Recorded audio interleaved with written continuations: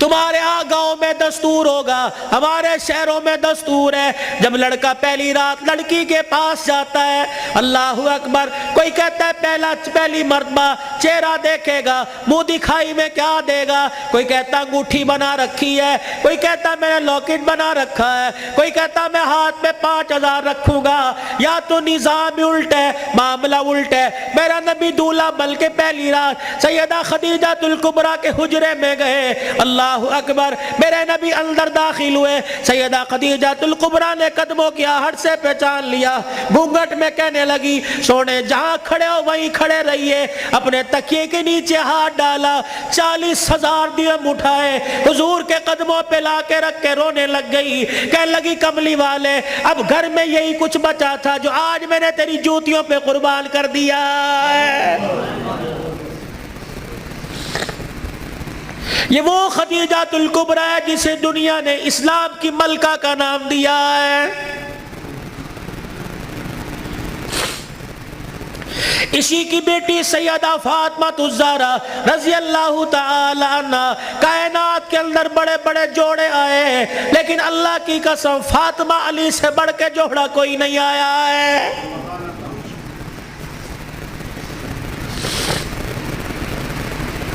رحمت دو عالم صلی اللہ تعالی علیہ وسلم بیٹی کے دروازے پر گئے، جی ابو خیر ہوئے،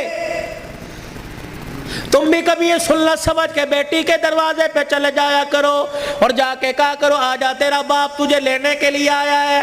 لیکن اس نبی کو کیا پتا تھا جس بیٹی کو میں میکے لینے کے لیے گیا، سسرال لینے کے لیے گیا کہ میکے آجا، 4 دن باپ کے گھر میں رہ کے ویڑا آباد کر جا، اس نبی کے علم میں کیا تھا کہ 1400 سال کے بعد بہن دروازے پر آئے گی، بھائی دیکھ کے کہے گا ہنے تے گئی سی پھر آ گئی ہے۔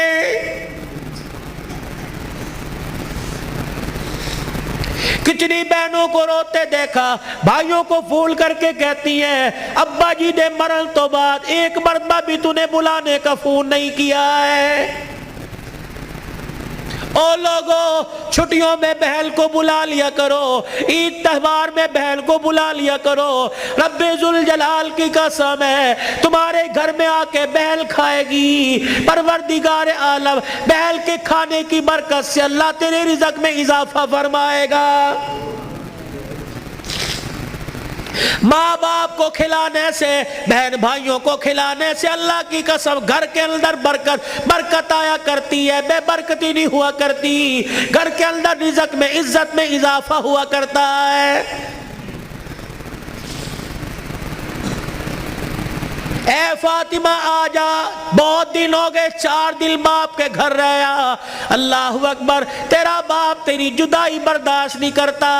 سیدہ فاطمہ نے ابو جان کا ہاتھ پکڑا، رحمت والے نبی صلی اللہ تعالی علیہ وسلم کا ہاتھ پکڑا، اندر لے گئی، کہنے لگی ابا جان جانے کو تیار ہوں لیکن مجھے ایک بات بتلاؤ، جب آپ نے مجھے اپنے گھر سے علی کے ساتھ رخصت کیا تھا، میرا سر اپنے سینے پہ رکھ کے کہا تھا بیٹی اب تیرے پر میرا اختیار نہیں چلے گا، اب تیرے پر علی کا اختیار چلے گا، آج کے بعد تو میری مرضی کی مالک نہیں، علی کی مرضی کی مالک ہے، وہ کہے گا اٹھ جا تو اٹھ جائیو، وہ کہے گا بیٹھ جا تو بیٹھ جانا۔ ابا جان آپ نے کہا تھا کہ جی ابا جانے کو تیار ہوں لیکن علی گھر میں کوئی نہیں، میں نے نہیں پوچھا تھا کہ علی ابا لینے آ جائے تو تیری بغیر اجازت کے جا سکتی ہوں کہ نہیں، ابا بیٹھ جائیو، اگر علی کہہ دیں گے چلی جا چلی جاؤں گی، اگر منع کر دیا تو میرے ابا جان آپ ناراض نہ ہونا۔ لاؤ ایسی زندگی جس کو تم دلہن بنا کے، جس کو تم 10-10 سونا چڑھا کے گھر لے کے آئے ہو، سوٹی اٹھا کے کھڑی ہوگی، زبان درازی کرے گی، کہے گی اچھا ماں باپ کے گھر میں جانے کے لیے تیرے سے پوچھنا پڑے گا۔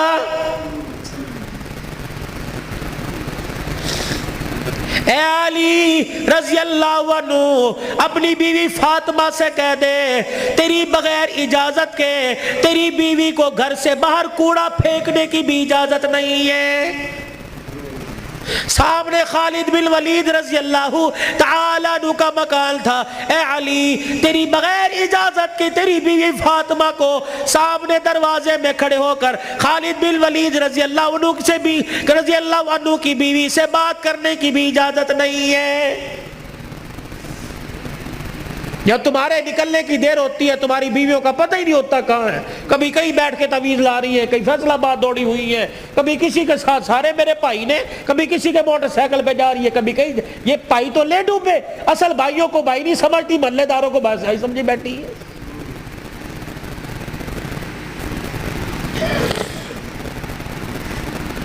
جب شریعت اجازت نہیں دیتی کہ بچہ 10 سال کا ہو جائے, 11 سال کا ہو جائے, تو بہن کو اجازت نہیں بھائی کے پاس بیٹھ سکے, بھائی کو اجازت نہیں بہن کے ساتھ لیٹ سکے, بہن کے جسم کے ساتھ اپنا جسم لگا سکے.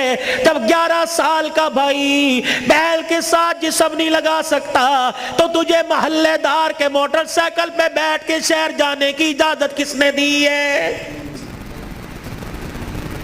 مولانا بشیر صاحب صحیح کہہ رہا ہوں؟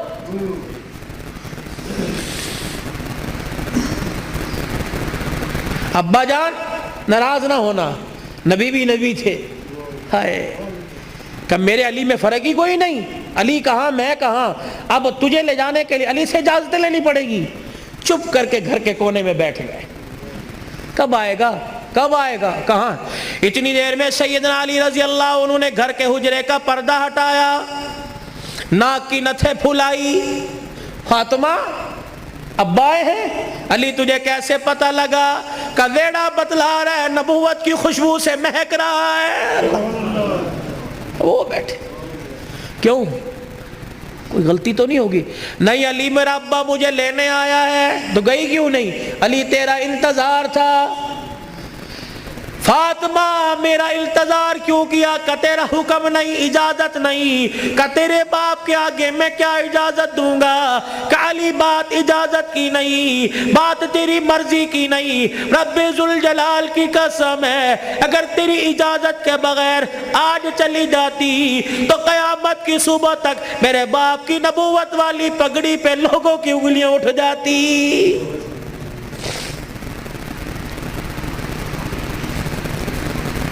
اگر یہ میرا پیغام بہنوں تک جا رہا ہے, بیٹیوں تک جا رہا ہے, خدا کے واسطے لڑنے سے پہلے سوچ لینا میرے باپ کے بالوں کی سفیدی رل جائے گی.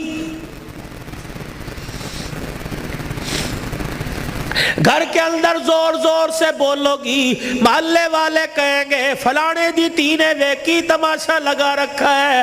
رب اکبر کی قسم ہے تیرے باپ کی پگڑی رل جائے گی.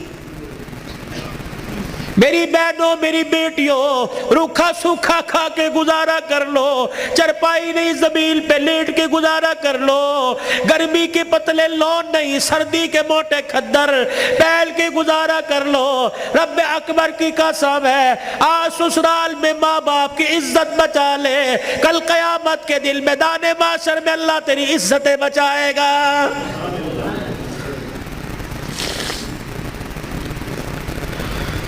علی رضی اللہ تعالیٰ عنہ کہنے لگے جلدی جا. علی جاؤں گی صحیح لیکن جانے کا انداز کچھ اور ہوگا. کیا پایا کہ میرا پردہ آسمان کے ستاروں سے بھی ہو جائے. تو پھر ایسی گود کے اندر حسین نہ آتا تو کون آتا, ایسی گود کے اندر زینب نہ آتی تو کون آتی, ایسی گود کے اندر حسن محسن نہ آتے تو کون آتے.